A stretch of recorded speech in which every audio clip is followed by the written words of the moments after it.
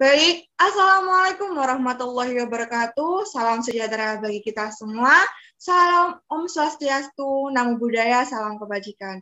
Pada kesempatan kali ini, kami dari kelompok 1 akan mempresentasikan hasil laporan atau hasil analisis perancangan sistem aplikasi penyedia jasa digital freelance atau yang disebut dengan Kombriner dalam mata kuliah analisis perancangan sistem yang diampu oleh Ibu Argini Wali Utami, Eskom Mkom. Untuk anggota dari kelompok 1, saya sendiri yaitu Rizky Mutiara Citrayuti dengan NIM 3 digit terakhir 007, Widya Tita Pertiwi dengan 3 digit 6 terakhir 021, nomor sama 3 digit 6 terakhir 051, Alda Kusina Sari 3 digit 6 terakhir 055, dan yang terakhir adalah Kartika Mega Savitri dengan 3 digit 6 terakhir 061 dari kelas PTI 2020A, Pendidikan Teknologi Informasi Teknik Informatika Universitas Negeri Surabaya.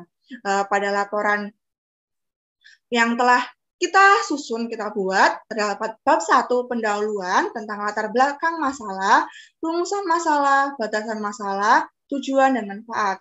Yang kedua, kajian pustaka tentang pengertian teknologi, pengertian freelance, pengertian sistem informasi, pengertian data dan informasi, dan pengertian jasa. Bab ketiga yaitu metodologi tentang metode penelitian. Bab keempat, analisa dan desain sistem. Yang pertama, analisa sistem. Yang kedua adalah desain sistem. Bab kelima, hasil dan pembahasan tentang deskripsi aplikasi, desain penjelasan aplikasi, dan bab ke-6 yaitu bab penutup, kesimpulan, kritik, dan saran. Untuk bab yang pertama, bab pendahuluan akan saya jelaskan. Yang pertama adalah latar belakang. Freelance merupakan pekerjaan yang dilakukan oleh seseorang dan tidak terikat pada ikatan kerja atau kontrak kerja. Tetapi seseorang tersebut memiliki ikatan atau terikat kerja sesuai dengan kedua belah pihak, yaitu seorang freelancer sendiri dengan kliennya. Pada jasa digital freelance, banyak menyediakan jasa digital dalam contohnya yaitu desain grafis, desain web, membuat web, programming, dan banyak lainnya tentang jasa digital freelance yang ditawarkan. Dari banyaknya freelance yang tergabung dari seluruh dunia, tidak hanya diminati oleh warga Indonesia saja. Maka dari hal tersebut, mulai muncullah banyak aplikasi penyedia jasa digital freelance sesuai dengan perkembangan teknologi yang serba digital. Aplikasi penyedia jasa digital freelance merupakan aplikasi yang digunakan oleh freelancer dan klien yang terhubung dalam satu aplikasi tersebut untuk membuat kesepakatan bersama antar kedua belah pihak, yaitu freelancer yang menerima permintaan dari pelanggannya untuk membuatkan proyek, dan pelanggan meminta ke freelancer untuk mewujudkan atau menjadikan sebuah kebutuhan digitalnya. Untuk memenuhi permintaan atau segala kebutuhan, agak ke atas, ya, baik dari freelancer dan pelanggan dibutuhkannya sistem yang memadai atau aplikasi yang memadai. Dalam contohnya, aplikasi penyedia jasa digital freelance tidak hanya menyediakan hanya satu jasa saja, karena pelanggan juga nantinya membutuhkan jasa digital lainnya, maka dari itu sistem yang tepat seperti dalam aplikasi menyediakan banyak jasa digital freelance agar memudahkan pelanggan untuk mengakses satu aplikasi dengan banyak pilihan, dan freelance pun dapat melakukan banyak pekerjaan tentang digital freelance tidak hanya dalam satu jasa saja. Dalam teknologi yang semakin berkembang dan semakin canggih, selain itu banyak peminat dari jasa digital freelance, maka aplikasi jasa digital freelance memerlukan manajemen sistem yang baik. Aplikasi yang akan dibuat ini nantinya akan menambahkan kategori-kategori yang lebih banyak sehingga dapat memilih jasa digital tidak hanya satu saja. Selain itu, dapat melakukan transaksi dari luar negeri, mulai dari pemesanan hingga pembayaran. Karena sebelumnya saat bertransaksi dengan freelance luar negeri, terdapat kesusahan dalam metode pembayaran yang tidak memadai. Selanjutnya adalah tentang rumusan masalah. Dari latar belakang yang telah dijelaskan, maka terdapat rumusan masalah yang pertama, bagaimana membuat sistem penyedia jasa digital freelance, mulai dari pendaftaran akun, menjadi sebagai pelanggan atau freelancer, sebagai freelancer mengupload portofolio, dan pelanggan melihat dan memilih portofolio sesuai dengan keinginan proyeknya. Yang kedua, bagaimana membuat aplikasi yang dapat menghasilkan transaksi atau orderan digitalnya, serta pelanggan dapat menerima dengan baik hasil proyeknya. Dari rumusan masalah tersebut, terdapat batasan masalah, yaitu yang pertama, proses yang dapat dilakukan untuk mengetahui informasi proyek sesuai dengan kategori jasa digital yang di-upload oleh freelancer. Yang kedua, proses yang dapat dilakukan untuk mengetahui informasi proyek yang dipesan oleh pelanggan untuk segera dikerjakan oleh freelancer. Yang ketiga, menghitung nilai pembayaran dari proyek yang telah berhasil dibuat dan diselesaikan. Dan yang keempat adalah aplikasi dapat menerima pesan, memberi nilai, dan dapat mencatat dan menghasilkan data proyek yang telah diselesaikan. Tujuan dari analisis perancangan sistem itu, yang pertama adalah merancang bangun sistem aplikasi penyedia jasa layanan digital freelance yang aksesnya atau transaksi proyek dilakukan dalam negeri dan luar negeri. Yang kedua, merancang bangun sistem aplikasi penyedia jasa layanan digital freelance yang mampu menghasilkan skala informasi yang lebih akurat dan mendalam dalam pengolahan proyek, pembuatan proyek, data freelancer, data pelanggan, pembayaran proyek, menerima hasil proyek yang telah jadi dari freelancer ke pelanggan. Dari tujuan tersebut, terdapat manfaat untuk pengguna, yaitu yang pertama, untuk freelancer, memudahkan freelancer mengembangkan bakatnya atau kemampuannya dengan dituangkan dalam bisnis kerja dan tidak membatasi dalam ikatan kerja. Freelancer dapat menerima pelanggan baik dari luar negeri dan dalam negeri dengan kemampuan yang dikuasai dengan mengupload portofolionya. Yang kedua, untuk pelanggan, yaitu memudahkan pelanggan untuk mencari seorang freelancer digital yang membantu dalam keinginannya untuk mengaplikasikan proyek digitalnya. Selain itu, pelanggan dimudahkan dalam memilih freelancer dengan sesuai dengan kategorinya. Sistem akan menampilkan informasi freelancer dengan portofolio freelancer. Selain itu, dapat memudahkan informasi pembayaran dan proyek yang akan diterima nantinya. Selanjutnya, bab 2 akan dilanjutkan oleh teman saya.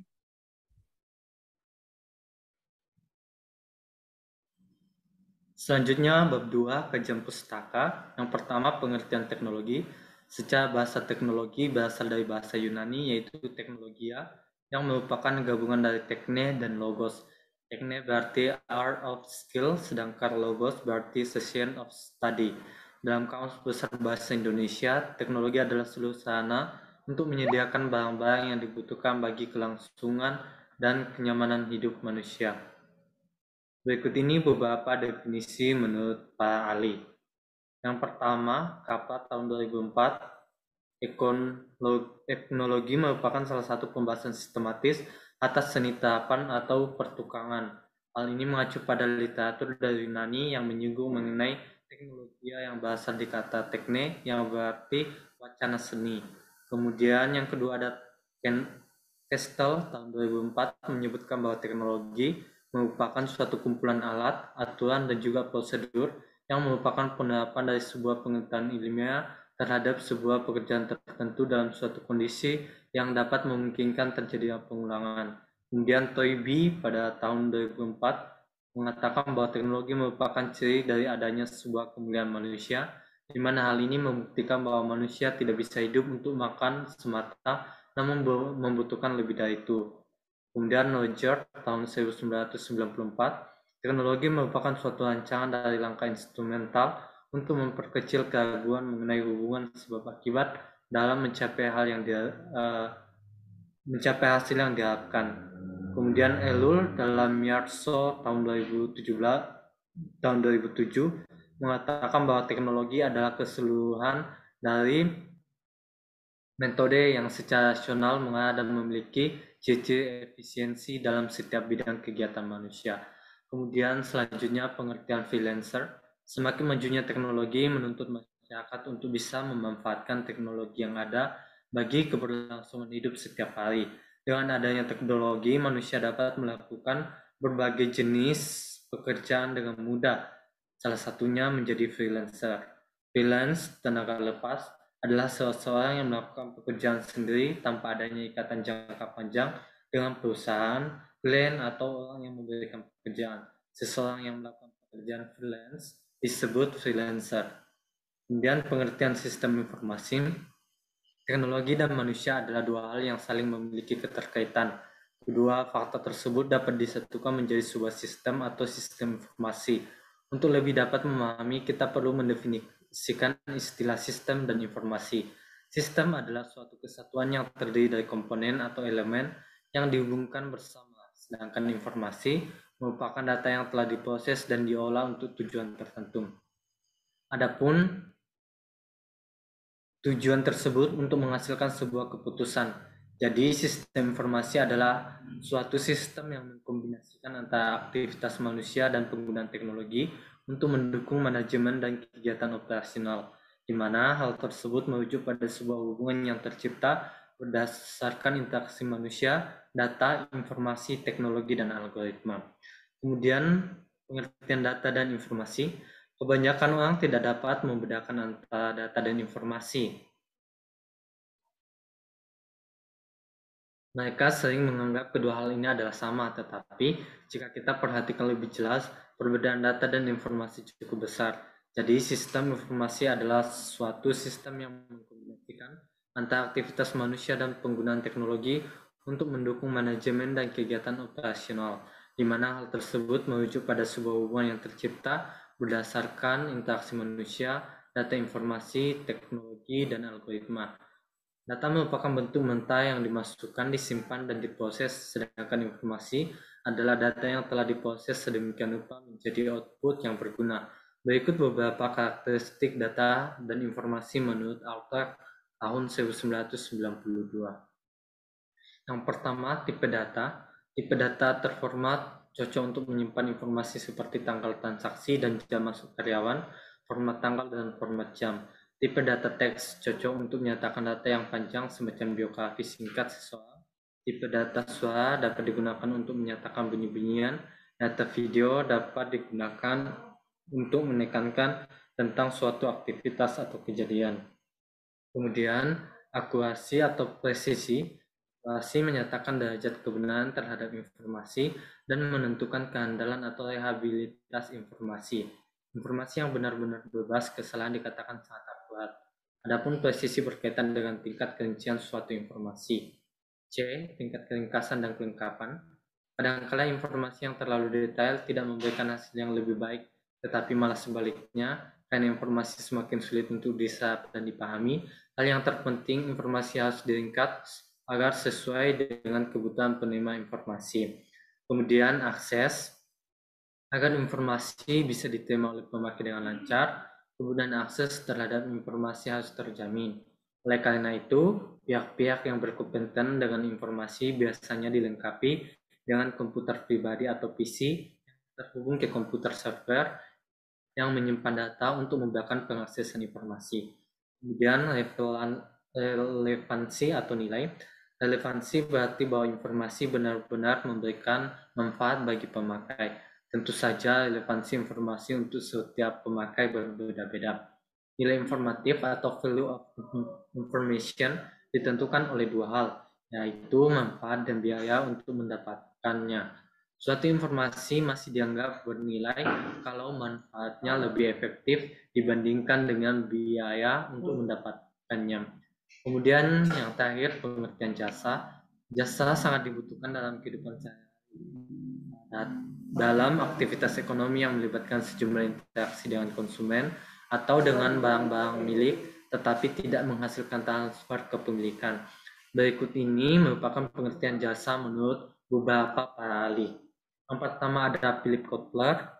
Jasa adalah setiap tindakan atau unjuk kerja yang ditawarkan oleh salah satu pihak ke pihak lain, yang secara prinsip intangible dan tidak menyebabkan perpindahan kepemilikan apapun.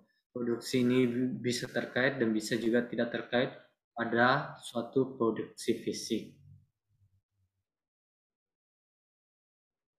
Selanjutnya bisa dilanjutkan oleh teman saya. Kemudian bab yang ketiga yaitu mengenai metodologi. Yang A yaitu metode penelitian. Pada penelitian sistem informasi ini, metode penelitian yang digunakan yaitu menggunakan metode waterfall atau bisa disebut waterfall model.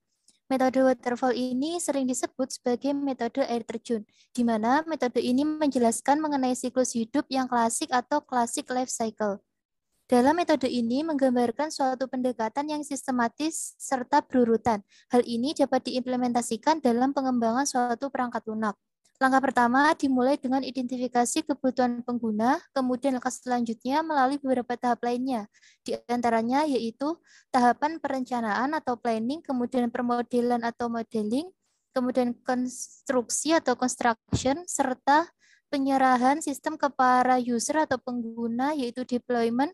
Kemudian tahapan terakhir yaitu dukungan pada perangkat lunak lengkap yang dihasilkan. Tahapan metode waterfall dapat dilihat pada gambar di bawah ini, yaitu terdiri dari requirement, design, implementation, verification, dan maintenance. Dalam pengembangan waterfall model itu memiliki beberapa rangkaian tahapan yang berurutan. Di antaranya yaitu requirement atau analisis kebutuhan, desain sistem, kemudian coding dan testing, kemudian penerapan program, serta yang terakhir yaitu maintenance atau pemeliharaan. Tahapan dari metode waterfall ini yaitu yang pertama yaitu requirement atau analisis kebutuhan.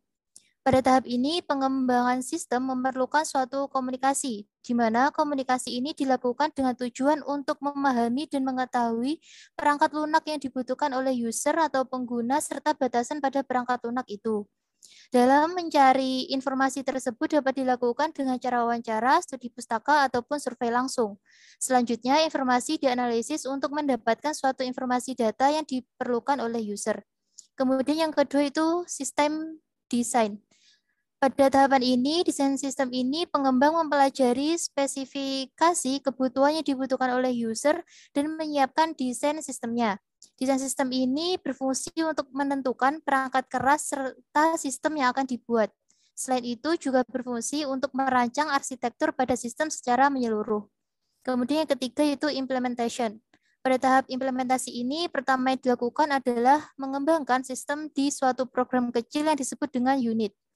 Unit ini diintegrasikan pada tahapan selanjutnya. Kemudian setiap unit ini dikembangkan dan diuji secara fungsionalitasnya atau bisa disebut unit testing. Kemudian tahap selanjutnya yaitu integration dan testing. Pada tahapan ini terjadi suatu proses di mana seluruh unit yang telah dikembangkan dalam tahapan implementation diintegrasikan ke dalam sistem setelah masing-masing unit diuji. Selanjutnya, setelah seluruh unit sistem diintegrasi dan diuji untuk mengetahui dan mengecek kegagalan dan kesalahan unit. Kemudian yang terakhir yaitu operation dan maintenance. Tahap ini merupakan tahapan akhir dari metode waterfall. Pada tahap ini, perangkat lunak yang sudah jadi atau finish dijalankan dan dilakukan pemeliharaan. Dalam pemeliharaan ini, di dalamnya termasuk memperbaiki kesalahan yang tidak terdeteksi pada tahapan sebelumnya. Implementasi perbaikan sistem ini dilakukan untuk meningkatkan kerja sistem sebagai kebutuhan baru. Selanjutnya akan dilanjutkan oleh rekan saya. Keempat, tentang analisa dan desain sistem. Dalam perkembangan teknologi informasi, dibutuhkannya analisa dan perancangan sistem yang baik. Sistem tersebut nantinya diharapkan mampu meningkatkan kinerja dalam pengembangan jasa digital freelance. Dibutuhkannya analisis yang tepat. Analisa adalah sesuatu untuk menganalisa permasalahan berdasarkan data yang diperoleh dari kasus saat ini. Untuk desain sistem, yaitu untuk menampilkan sebuah sistem yang terorganisasi dengan baik. Yang pertama adalah analisa sistem. Analisis sistem dilakukan untuk penguraian dari suatu sistem informasi utuh dan dibagi ke dalam bagian komponen sistem untuk mengidentifikasi serta mengevaluasi permasalahan-permasalahan dan hambatan yang ada, sehingga dapat membuat atau merancang sistem yang baru untuk lebih baik lagi dalam penggunaannya. Berdasarkan hasil analisis masalah yang didasarkan oleh orang-orang yang selalu menggunakan atau yang sangat membutuhkan aplikasi penyedia jasa digital online, banyak keinginan dan kebutuhan yang belum terpenuhi, sehingga tidak memadai jasa digital freelance yang ada. Hingga yaitu dilakukan kuesioner khusus untuk seseorang atau kumpulan dari freelance yang diperoleh hasil berikut ini. Yang pertama, identifikasi masalah.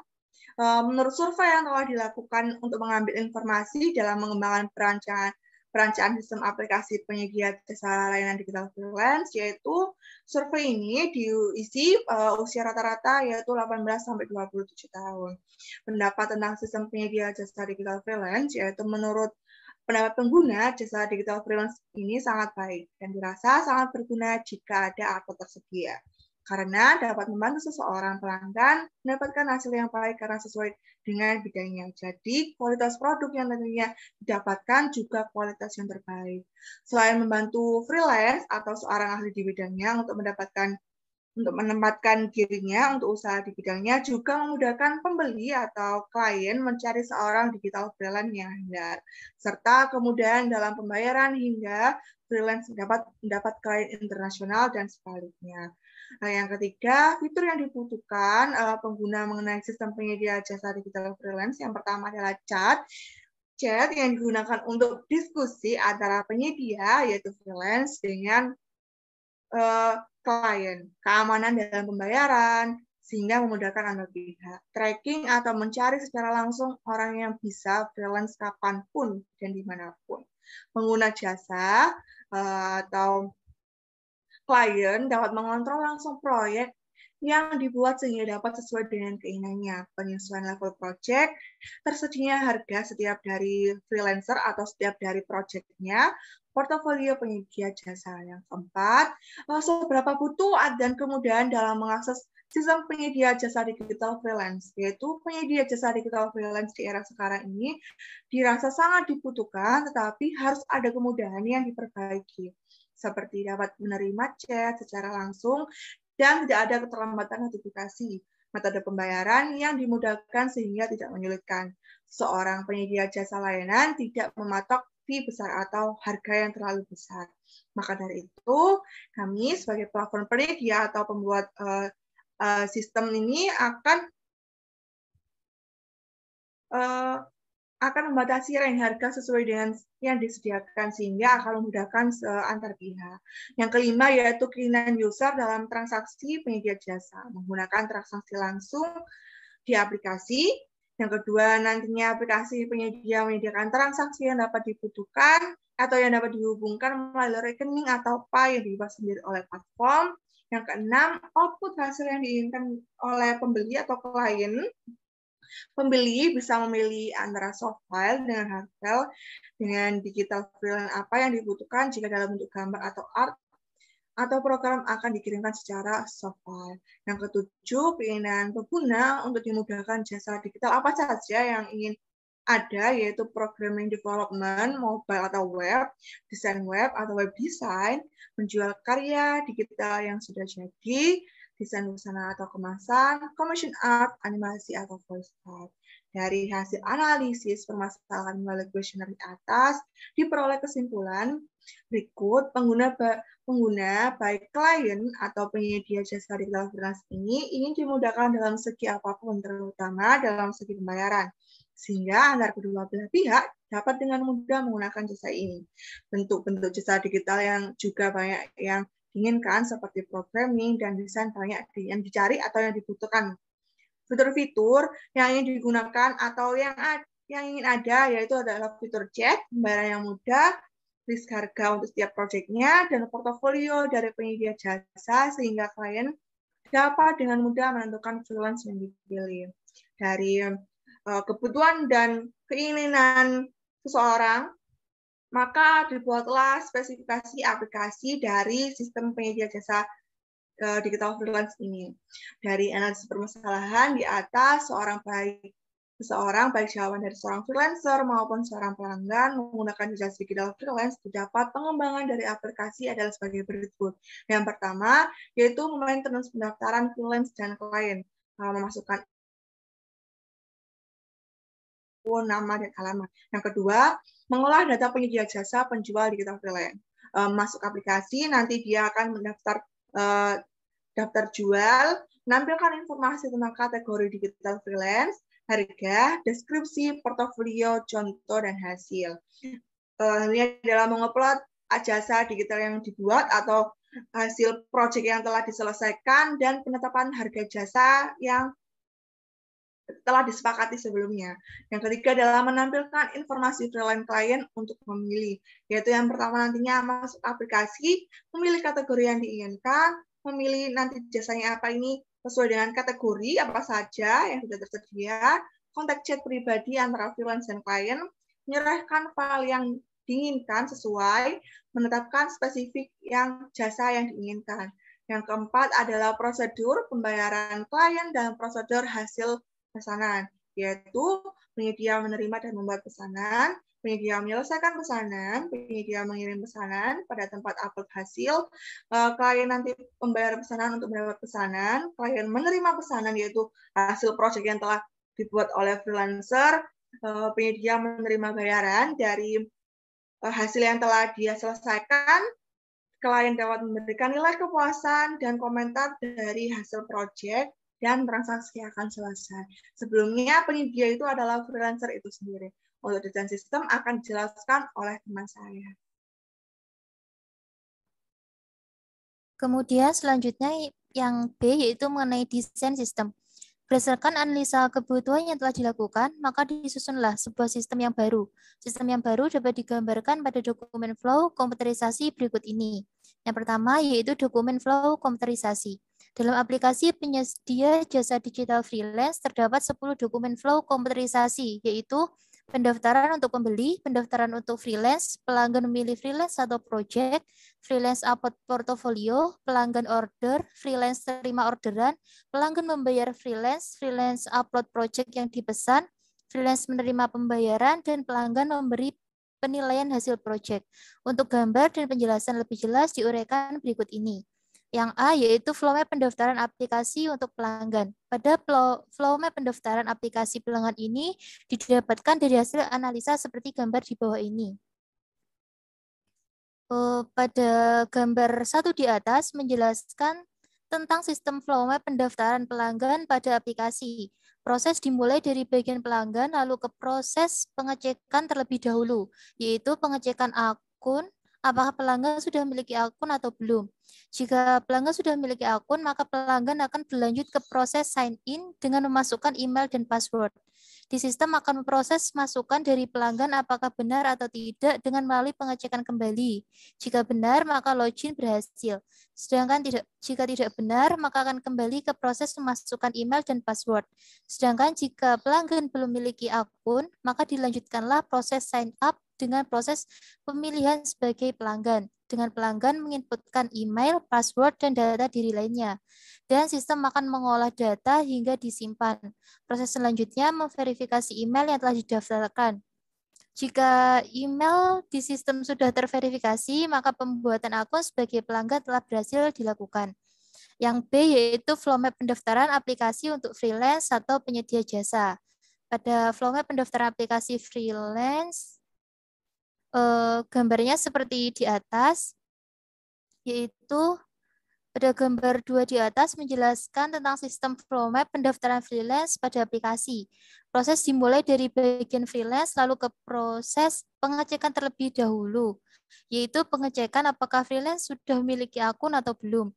Jika freelance sudah memiliki akun, maka freelance akan berlanjut ke proses sign in dengan memasukkan email dan password. Di sistem akan memproses masukan dari freelance apakah benar atau tidak dengan melalui pengecekan kembali. Jika benar, maka login berhasil. Sedangkan tidak benar, maka akan kembali ke proses masukkan email dan password. Sedangkan jika freelance belum memiliki akun, maka dilanjutkanlah proses sign up. Freelance akan memasukkan email, password. Dengan yang pertama harus memilih sebagai freelance terlebih dahulu. Dan sistem akan mengolah data hingga disimpan. Proses selanjutnya memverifikasi email yang telah didaftarkan. Jika email di sistem sudah terverifikasi, maka pembuatan akun sebagai freelance telah berhasil dilakukan. Yang C yaitu flow map memilih orderan untuk pelanggan. Gambarnya dapat dilihat di bawah ini. Pada gambar di atas menjelaskan tentang flow map memilih orderan untuk pelanggan. Proses dimulai dari pelanggan yang mencari info produk yang diarahkan pada kategori yang tersedia. Kategori tersebut sebelumnya pada tabel sistem sudah terproses dalam database yang telah dibuat sebelumnya. Setelah menampilkan informasi sesuai dengan kategori yang dipilih, maka pelanggan mendapat informasi yang diinginkan. Selanjutnya, lanjut ke proses pelanggan menginputkan untuk menghubungi penyedia jasa freelance dan proses akan berlanjut ke tabel sistem mengolah data, memproses data, dan selesai. Kemudian yang D yaitu flow map upload portofolio untuk freelance. Gambar flow map-nya adalah seperti di bawah ini. Pada gambar di atas menjelaskan tentang flow map mengupload portofolio untuk freelancer, yang prosesnya diawali dengan freelancer menginputkan data pribadi tentang freelancer itu sendiri. Selanjutnya, lanjut ke proses menginputkan atau menambahkan data portofolio dirinya atau freelancer tersebut. Selanjutnya akan diproses pada tabel sistem dan melalui pengecekan apakah portofolio tersebut valid. Jika iya, maka data portofolio akan disimpan pada database di akun freelance dan berhasil. Jika tidak, maka proses kembali ke menampilkan profil freelancer. Dan yang E yaitu flow map pelanggan melakukan order. Gambar flow map-nya adalah seperti di bawah ini. Pada gambar di atas menjelaskan tentang flow map order untuk pelanggan yang diawali dari tabel pelanggan login. Setelah itu lanjut ke tabel sistem dengan mengecek proses apakah data tersebut benar atau valid yang dicek melalui database. Dan selanjutnya lanjut ke proses pengecekan apakah benar. Jika benar, maka proses selanjutnya sistem akan menampilkan portofolio dan berlanjut ke tabel pelanggan. Pelanggan lanjut ke proses memilih penyedia freelance dan lanjut ke proses pemesanan. Dilanjutkan, mohon maaf, scroll ke atas. Dilanjutkan proses pengecekan apakah sudah yakin dengan pilihannya. Jika sudah, lanjut ke pemesanan berhasil dan ke proses menerima pesanan freelance. Kemudian yang F yaitu flow map freelance terima order. Gambar flow map-nya seperti di bawah ini. Pada gambar tersebut menjelaskan tentang flow map freelance menerima orderan, yang prosesnya dimulai dari tabel freelance login. Setelah itu lanjut ke tabel sistem dengan mengecek proses apakah data tersebut benar atau valid yang dicek melalui database. Pelanggan membuat pesanan project dan selanjutnya lanjut ke proses pengecekan.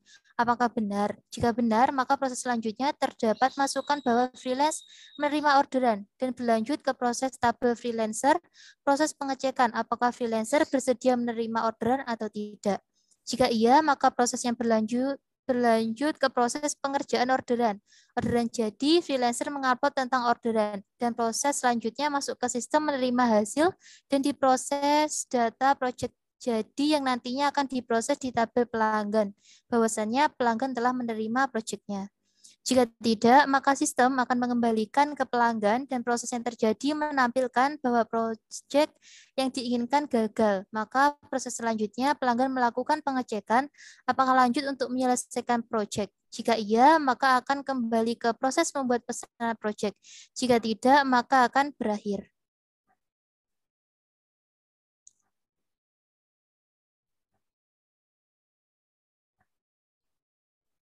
Selanjutnya yang G yaitu flow map pembayaran pelanggan. Gambar flow map-nya adalah seperti di bawah ini. Gambar di atas prosesnya yaitu diawali dengan tabel pelanggan yang menuju proses membayar pesanan dan dilakukan proses pengecekan apakah sudah membayar atau belum. Jika belum, akan lanjut ke tabel admin atau sistem dilakukan proses bayar dan proses mengecek data project. Lalu lanjut ke proses data pembayaran. Sedangkan jika ia sudah membayar, maka akan kembali ke tabel pelanggan dan dilakukan pengecekan kembali apakah pembayaran sudah lewat 24 jam. Jika iya, proyek yang dibuat gagal. Jika tidak, maka akan lanjut ke proses data pembayaran dicetak dan pelanggan menerima proyek dari freelance yang sebelumnya sudah terproses pada tabel freelance. Kemudian yang selanjutnya yaitu flow map freelance upload project jadi. Gambar flow map-nya adalah seperti ini. Pada gambar di atas menjelaskan flow map freelance upload project yang dimulai proses awalnya berawal dari tabel freelance menerima pesanan project dari tabel pesanan ke tabel sistem. Dari sistem akan berlanjut ke freelance tersebut. Selanjutnya, proses berlanjut ke freelance memproses pesanan, project jadi, dan proses ke mengupload project. Dari proses tersebut berlanjut ke tabel sistem. Sistem akan melakukan proses mengirim project ke pelanggan dan akan berlanjut ke pelanggan untuk menerima project pelanggan dan dilakukan pembayaran, serta proses selanjutnya pelanggan menerima proyeknya, dan akan ke proses freelance menerima bayarannya dan proses berakhir atau selesai. Kemudian yang I yaitu flow map freelance menerima hasil bayar. Gambar flow mapnya yaitu seperti yang tertampil. Prosesnya yaitu diawali dengan pelanggan membayar hasil proyek melalui proses virtual payment dan lanjut ke tabel sistem menerima data pembayaran. Lalu lanjut ke proses sistem mengolah pembayaran dan lanjut ke proses pengecekan pada sistem apakah kesesuaian. Jika tidak, maka akan gagal. Jika sesuai, maka akan lanjut ke proses freelance dengan menampilkan data pembayaran. Dan freelance menerima hasil bayar lanjut pesanan diproses akan kembali ke proses tabel pelanggan dan proses berhasil. Kemudian yang J yaitu flow map penilaian hasil oleh pelanggan. Gambar flow mapnya itu seperti yang tertampil. Dimulai dari freelancer menerima orderan project dari pelanggan. Setelah freelancer menerima orderan, maka akan diproses mengolah dan ke proses pengumpulan data file. Selanjutnya, file project akan dilanjutkan ke proses tabel pelanggan dan akan lanjut ke proses pengecekan. Jika sesuai dengan project yang telah dibuat, maka proses selanjutnya pelanggan memberi nilai dan proses selesai. Jika tidak sesuai, maka proses yang berlanjut melakukan inputan pengembalian project dan akan kembali ke tabel freelance dan lanjut ke proses menerima data, memproses kembali project dan lanjut ke file dokumen project orderan pelanggan. Dan proses akan berlanjut ke pengecekan kembali. Jika sesuai, maka akan kembali terproses penilaian. Jika tidak, maka akan pengembalian uang pelanggan. Selanjutnya akan dijelaskan oleh rekan saya. Selanjutnya yang kedua ada data flow diagram. Data flow diagram atau DFD adalah perangkat yang digunakan metodologi pengembangan sistem yang lebih terurut atau terstruktur. DFD ini menggambarkan seluruh kegiatan yang dilakukan oleh seorang user pada sistem secara jelas. DFD yang pertama adalah DFD level 0. Gambarnya seperti yang tertampil. Pada level 0 ini menjelaskan secara garis besar siapa saja entitas yang ada pada sistem aplikasi penyedia jasa digital freelance ini.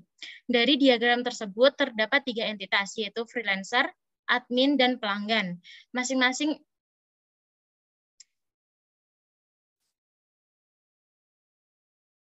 Pada masing-masing entitas ini memberikan input ke dalam sistem informasi layanan jasa digital dan mendapatkan output sebagai informasi yang telah diterima.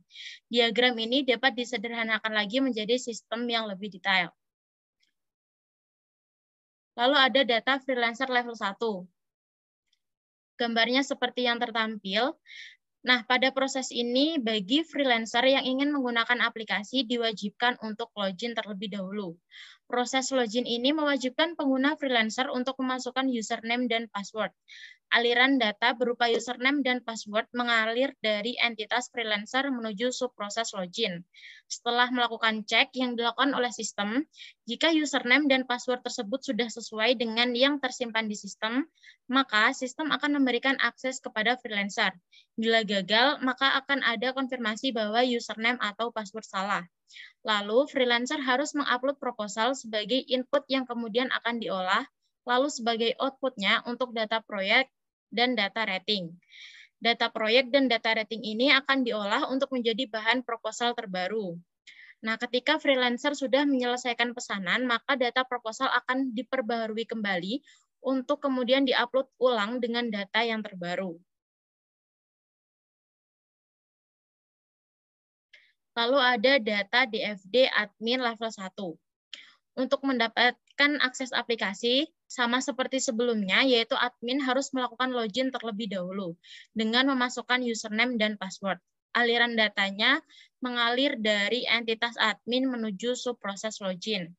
Sama juga jika password dan username sudah sesuai dengan yang tersimpan di sistem, maka sistem akan memberikan akses kepada admin. Tapi bila gagal, maka akan ada konfirmasi bahwa username atau password salah. Nah, setelah melakukan login ini, admin baru bisa mengakses keseluruhan sistem. Kemudian admin melakukan pengolahan data keuangan dari pelanggan, lalu mengkonfirmasi data keuangan tersebut. Lalu yang keempat ada data DFD pelanggan level 1. Untuk mengakses aplikasi, pelanggan juga harus melakukan login dengan menggunakan username dan password. Nah, aliran data ini berupa username dan password yang mengalir dari entitas pelanggan menuju subproses login.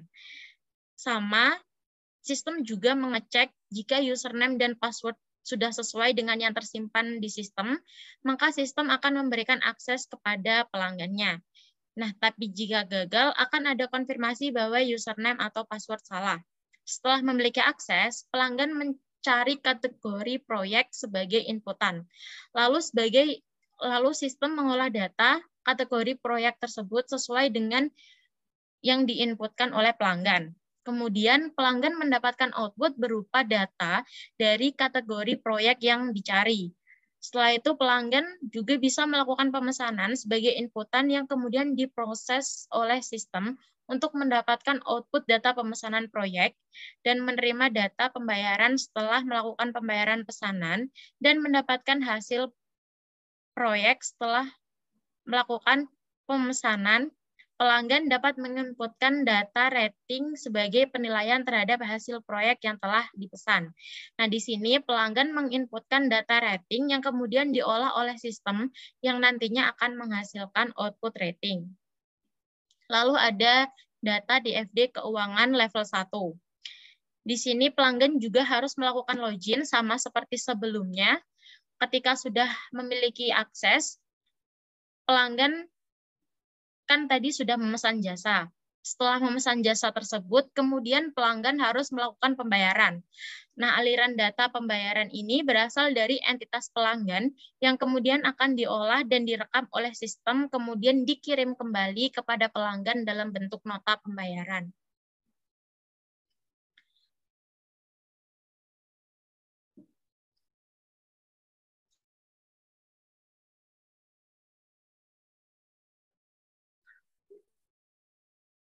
Yang ketiga adalah Entity Relationship Diagram atau yang disebut dengan ERD, yaitu menggambarkan tentang hubungan data dari tabel satu ke tabel yang lain. Tabel biasanya disebut dengan entitas. Berikut ini yang merupakan ERD dari perancangan bangun sistem aplikasi penyedia jasa layanan digital freelance. Yang dapat dilihat pada gambar ERD-nya, gambar ERD ya. Di situ adalah pohon-pohon tabel ERD. Terdapat entitas, tabel user, pelanggan, penyedia, admin.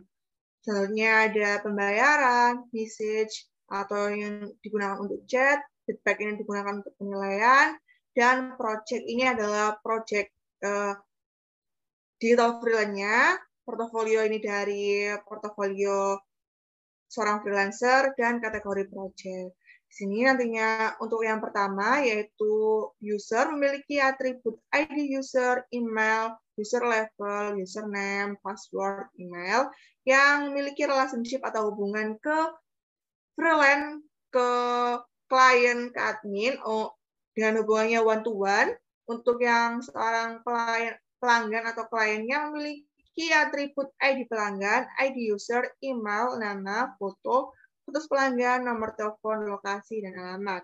Untuk penyedia, yaitu ini freelance, ini memiliki atribut ID penyedia, ID user yang diambil yang pertama dari foreign key dari primary key user, freelance foto, deskripsi lokasi, nama freelance, status freelance, kategori ID kategori, dan freelance point. Yang admin ini sebagai pengolah sistem atau pengolah aplikasi yang memiliki atribut ID admin, ID user, admin, foto admin, dan lokasi, dan nama admin.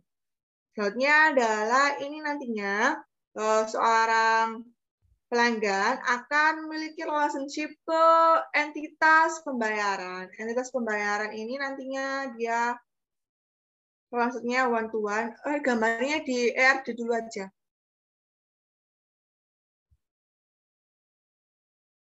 Gambar di ERD di Zoom.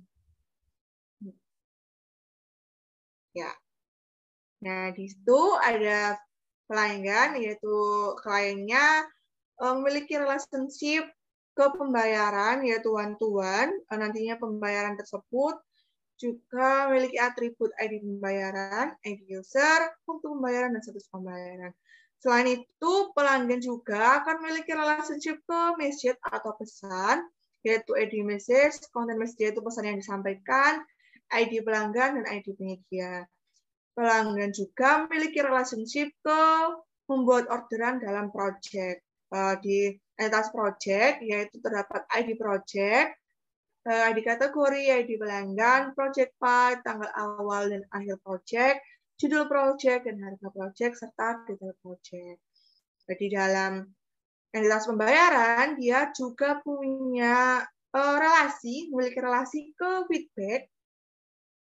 Nah, di atas itu kelasnya memberikan one-to-one, terdapat ID feedback untuk sebagai primary key, ID project, ID pelanggan, ID penyedia, nilai feedback, konten feedback. Ini terhubung karena dia bisa melakukan feedback setelah dia melakukan pembayaran. Selanjutnya adalah yang entitas penyedia. Entitas penyedia ini memiliki relationship ke message yang pertama, yaitu one-to-one dengan relasi menerima.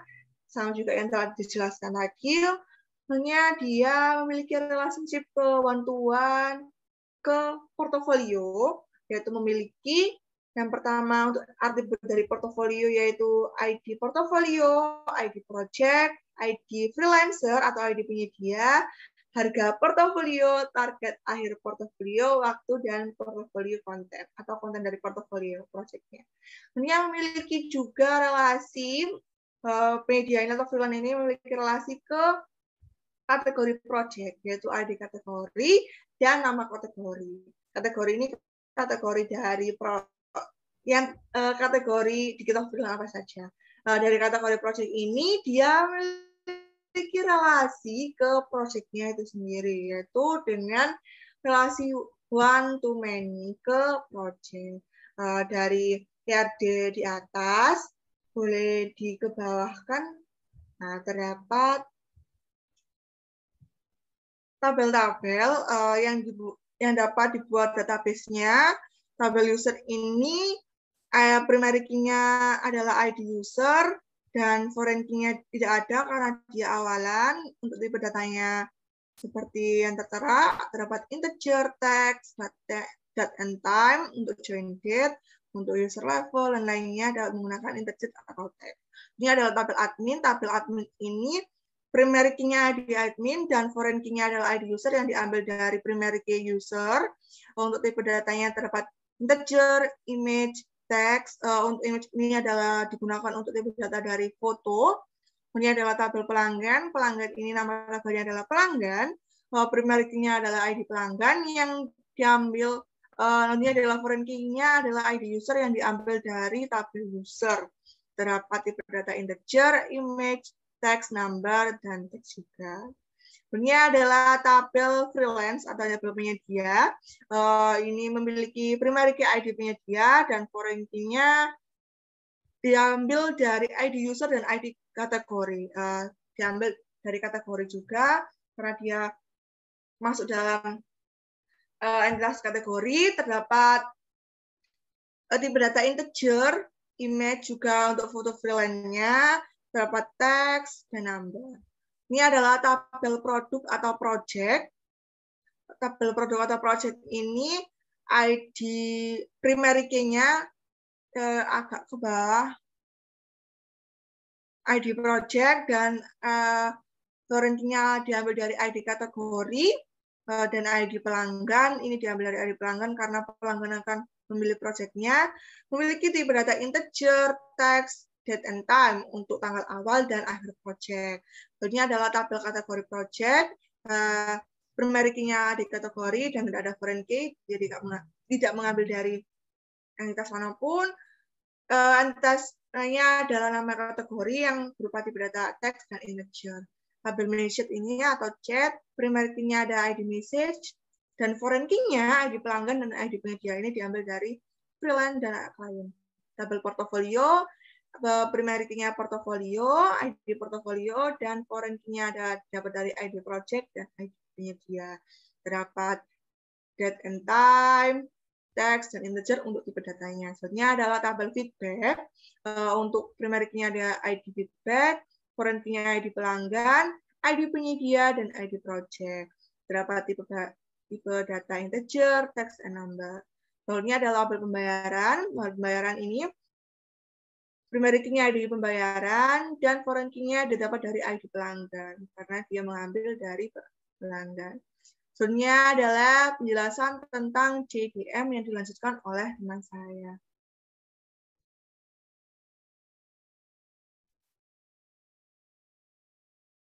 Selanjutnya yang B yaitu konseptual data model atau CDM merupakan gambaran keseluruhan struktur sistem informasi. Dengan menggunakan CDM dapat membantu desain awal sistem informasi.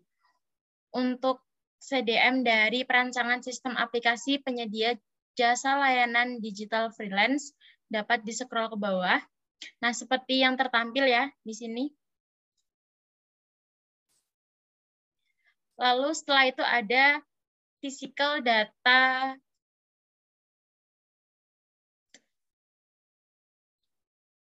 data model atau PDM yang menggambarkan struktur data sebagaimana nanti akan diimplementasikan di database. Nah, dalam PDM ini bisa mengoptimalkan database dengan modifikasi tabel, kolom, dan indeks. Bentuk PDM dari generate CDM, rancang bangun sistem informasi aplikasi penyedia jasa digital freelance adalah sebagai berikut.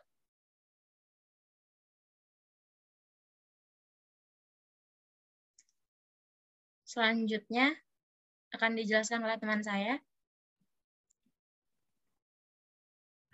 Oke, selanjutnya akan saya jelaskan tentang bab 5 yaitu hasil dan pembahasan. Yang pertama adalah deskripsi aplikasi. Jadi, Comliner adalah aplikasi yang dikhususkan untuk freelancer dan seseorang yang membutuhkan segala macam jasa digital. Nantinya aplikasi ini terdapat banyak freelancer yang mendaftar sesuai dengan kemampuan freelancer masing-masing. Kategori yang disediakan nantinya terdapat kayak web design, web program, art, fotograf, videograf, data, dan masih banyak lainnya kategori yang ada. Aplikasi ini juga memudahkan karena sistem yang tersusun dirancang sedemikian rupa sehingga mudah dalam pengaksesan aplikasi. Aplikasi ini tidak hanya dapat digunakan untuk warga Indonesia, tetapi nanti juga dapat digunakan oleh seorang freelancer atau pelanggan dari luar negeri. Aplikasi penyedia jasa layanan digital freelance ini bertujuan untuk memudahkan seorang yang bekerja sebagai freelancer di bidang digital, contohnya dalam digital art, programming, fotografer, videografer, web designer untuk mengembangkan bakat dan usahanya sebagai seorang digital freelance. Sedangkan sebagai seorang pelanggan yang membutuhkan jasa ini akan dimudahkan karena nantinya aplikasi ini akan menyediakan banyak sekali jasa orang-orang sehingga pelanggan dapat memilih sesuai dengan keinginannya.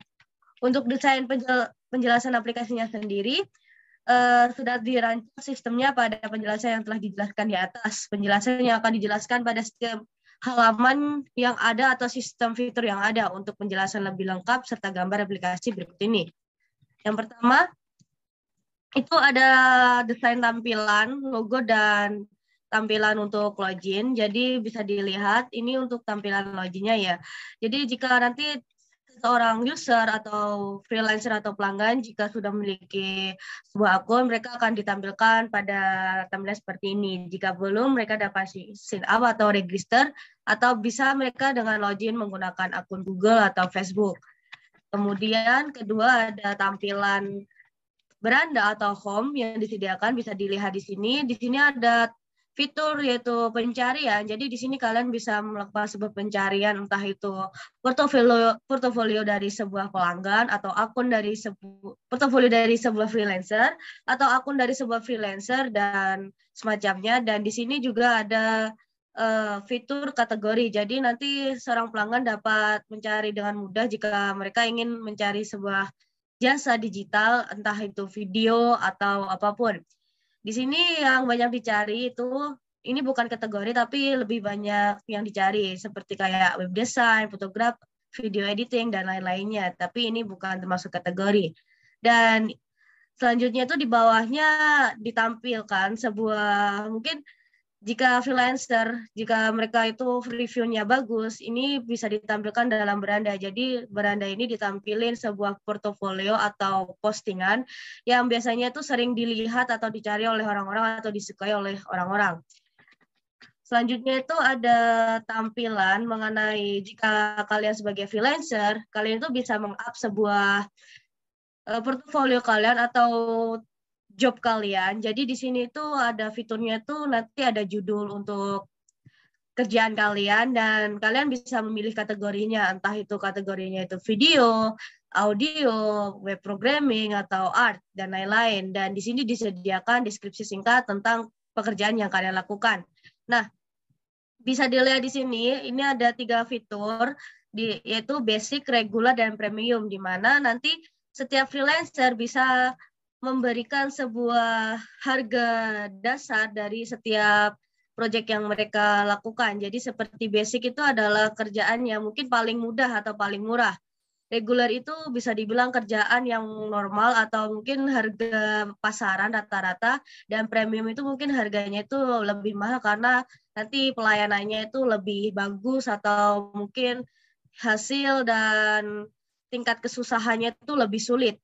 Jadi di sini ada price ini untuk base price-nya, dan nanti akan ada ekstra harga untuk setiap kategori. Nanti setiap kategori nanti tampilannya akan agak berbeda ya. Jadi nanti ada ekstra harganya, kayak nanti sehari itu kalau pengen sehari nanti tambah harganya berapa atau detail lain-lainnya. Dan di sini juga dikasih fitur untuk contoh gambar portofolionya jika nanti kayak portofolio dari freelancernya itu sebuah fotografi atau sebuah editing video, mungkin mereka bisa menampilkan contoh gambar hasil mereka yang pernah mereka kerjakan.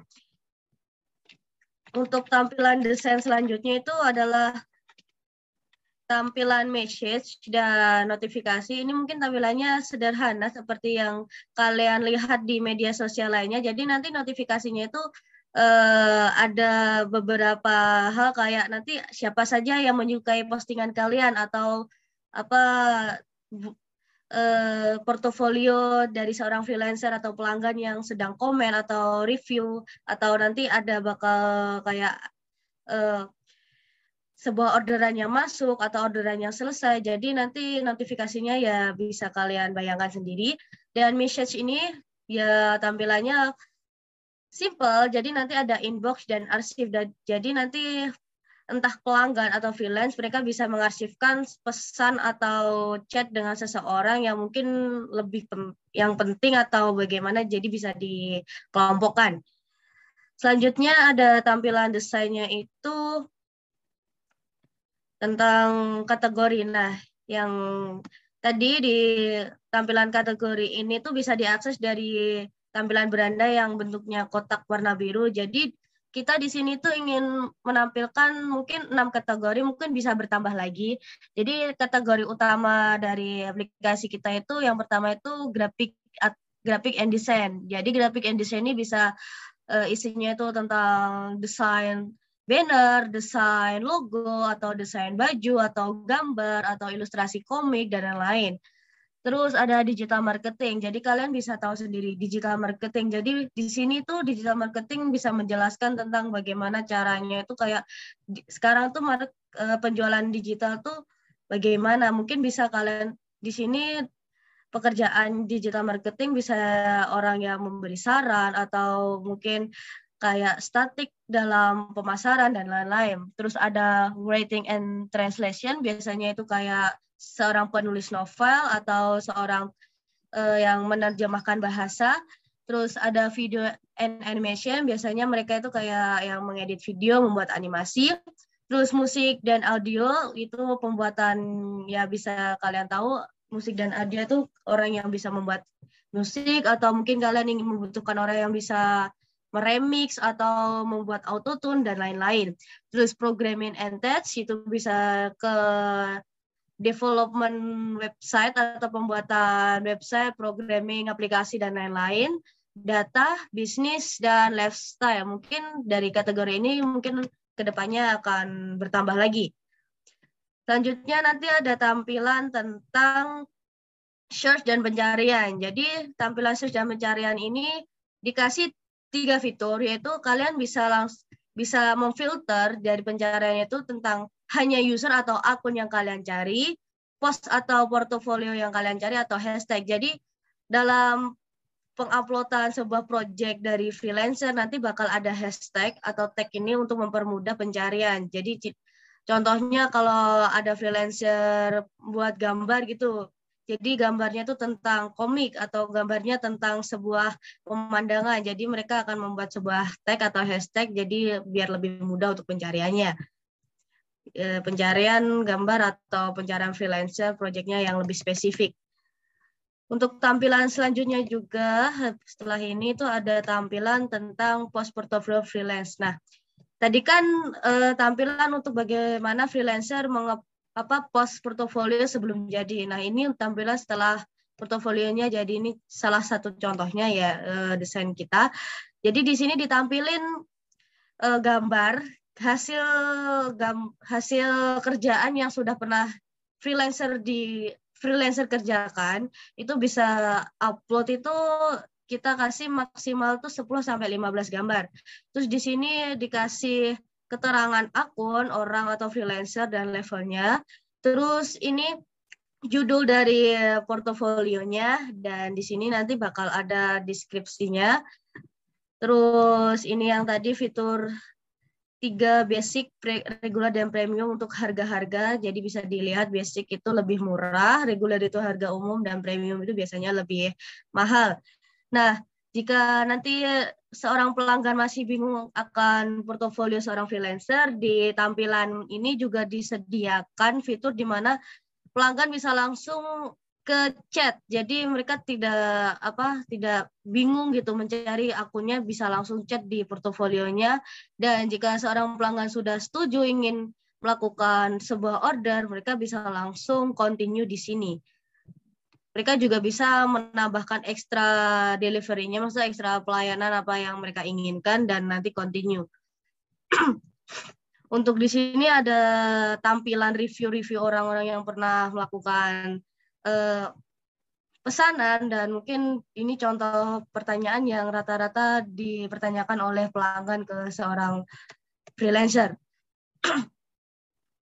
Kemudian selanjutnya ada tampilan menu. Jadi ini tampilan menu tambahan buat akun sih. Jadi nanti tampilan akunnya itu bisa dilihat tuh di beranda, juga bisa di semua bukan semua menu sih, tapi lebih ke beranda, notifikasi, dan pesan. Jadi di sini tuh ditampilin akun kita, jadi nama akun kita, username kita. Sini ada pengaturan setting untuk my profile, my work itu untuk portofolio atau orderan atau semua yang kita lakukan, entah orderan yang kita pesan atau orderan yang diterima. Payment itu untuk pembayaran, setting itu peraturan tambahan, invite friends itu bisa untuk mengajak teman memakai aplikasi, dan about us ini itu untuk memberitahu informasi tentang aplikasi kita lebih detailnya, dan logout itu untuk jika kita ingin logout dari akun yang aktif sekarang. Kemudian ada tampilan tentang profil. Jadi tadi di tampilan menu kan ada my profile. Jadi di sini tuh tampilan keseluruhan dari sebuah akun lah bisa dibilang. Jadi nanti tampilannya itu ada foto dari akun yang digunakan, nama dan lokasi mereka. Jika mereka dari Indonesia bakal tulisannya lokasi berada di Indonesia. Jika di luar Indonesia seperti Amerika, Jerman atau lain semacamnya, jadi tergantung tempat mereka lah. Terus ini ada deskripsi singkat tentang profilnya, mungkin kayak nama, terus biodata atau history atau apapun tentang pengguna atau user. Terus di sini juga ada keterangan sudah berapa lama dia masuk ke aplikasinya, terus dia sudah menjual berapa orderan gitu. Terus likes-nya, maksudnya yang menyukai postingan dia itu ada berapa gitu kan. Terus yang melihat postingan dia ada berapa dan review. Di sini reviewnya itu dilihat rata-rata dari orang yang sudah membeli atau mengorder ke mereka. Jadi kan di sini yang beli atau order kan 50. Jadi di sini 50 dan bintang 5 lah contohnya. Terus di bawahnya itu ada recent work. Jadi ini pencampuran dari proyek yang pernah mereka lakukan atau orderan yang pernah mereka selesaikan dan portofolio yang mereka up. Selanjutnya ada tampilan tentang My World. Jadi di sini ada 2 tampilan. Jika kalian seorang freelancer, jadi di sini tuh ada tampilan tuh tentang yang My Shelves ini. Jadi yang kita jual atau yang kita sediakan. Jadi ada active order. Active order ini adalah order yang aktif atau yang sedang dijalankan. Delivered ini adalah jika seorang freelancer sudah menyelesaikan sebuah orderan, jadi nanti tinggal menunggu apakah si pelanggan itu menyetujui apakah ini orderannya itu sudah pas dengan yang mereka instruksikan atau belum. Terus complete ini adalah jika nanti delivered-nya udah selesai, maksudnya jika pelanggan itu sudah setuju kalau hasilnya itu bagus, maka akan di ACC lah atau disetujui jika udah selesai orderannya. Dan cancel ini jika orderan kita lama untuk menyetujui ada sebuah orderan, nanti otomatis akan di-cancel sama pelanggan, otomatis di-cancel sama sistem atau manual sama pelanggan.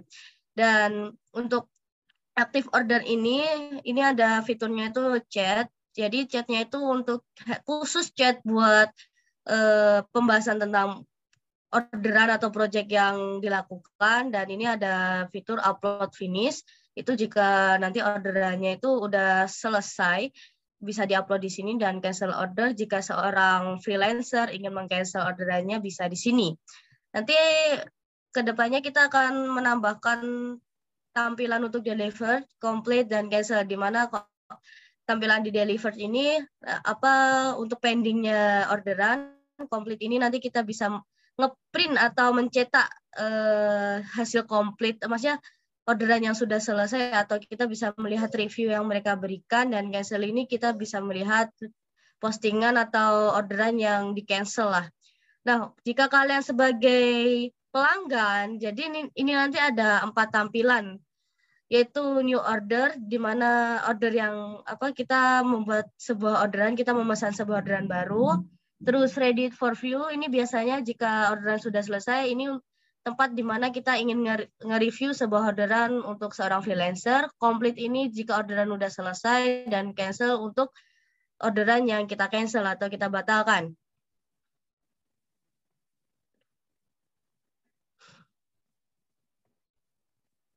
Lanjut. Ada tampilan memesan dan upload project. Jadi tadi kan di tampilan portofolio seorang freelancer kan ada continue dan harga. Jika nanti kita continue, ada tampilan seperti ini untuk memesan. Jadi ini contoh kalau semuanya kita memesan gambar ya. Jadi nanti kita pesannya itu ada berapa?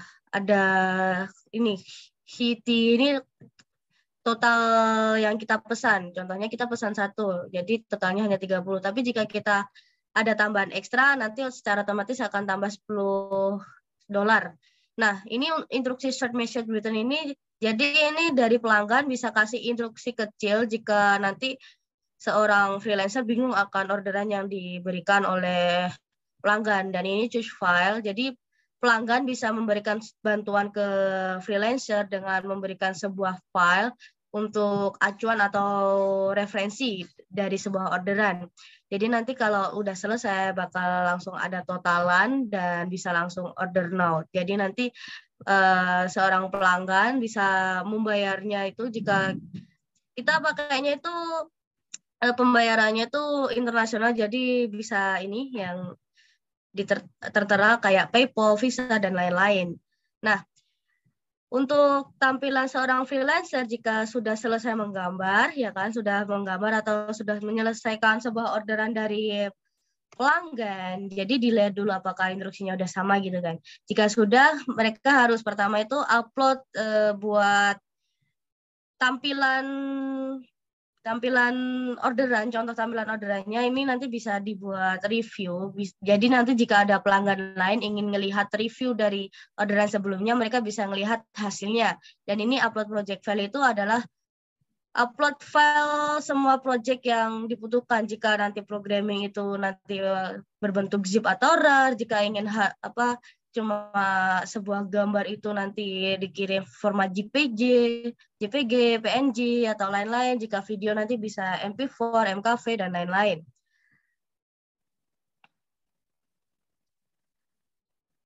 Terus di sini ada tampilan payment, jadi biar lebih mudah tuh dijadiin satu. Nah, current balance tuh saldo, jadi saldo ini bisa didapat dari transaksi yang kita lakukan, entah itu dari pembatalan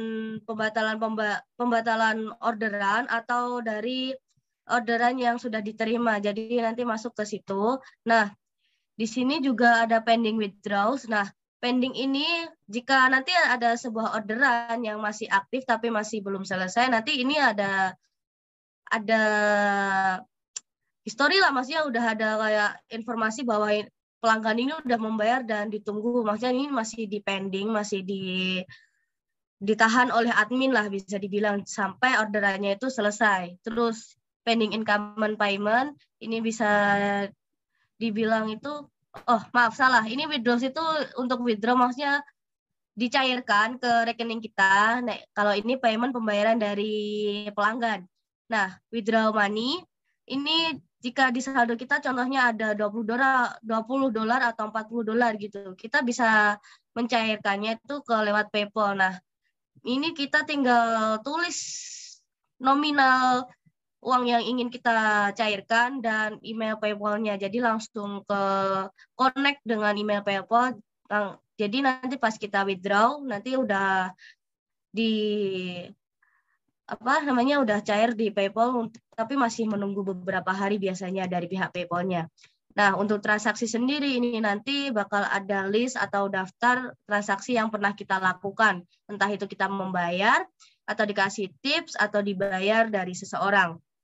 Ataupun saat kita withdraw atau mencairkan uang dari saldo yang di aplikasi.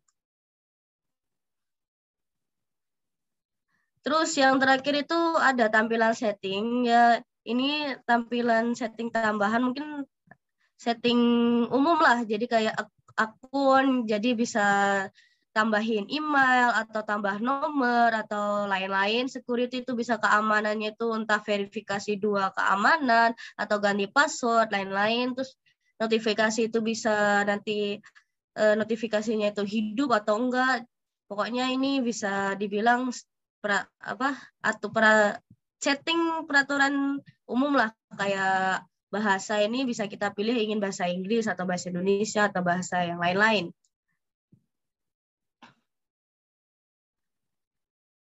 Selanjutnya mungkin bisa diteruskan oleh teman saya.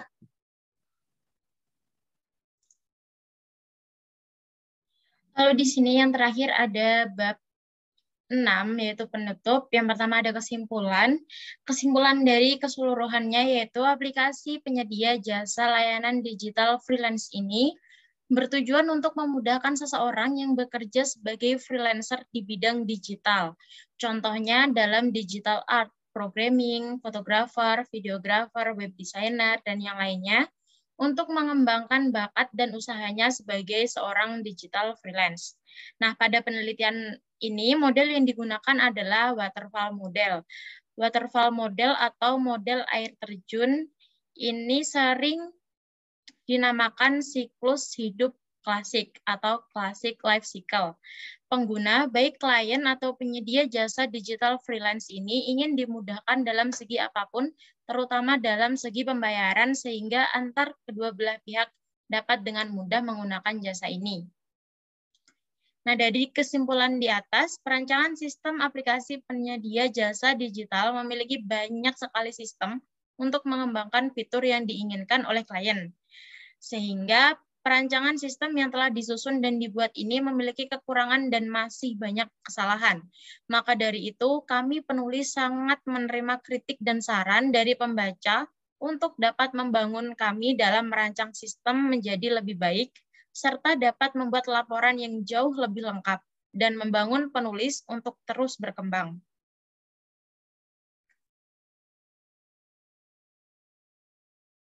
Baik, sekian dari hasil laporan perancangan sistem tentang aplikasi penyedia jasa digital freelance yang telah kami paparkan atau yang telah kami sampaikan bersama teman-teman. Kurang lebihnya mohon maaf. Wassalamualaikum warahmatullahi wabarakatuh. Sampai jumpa kembali.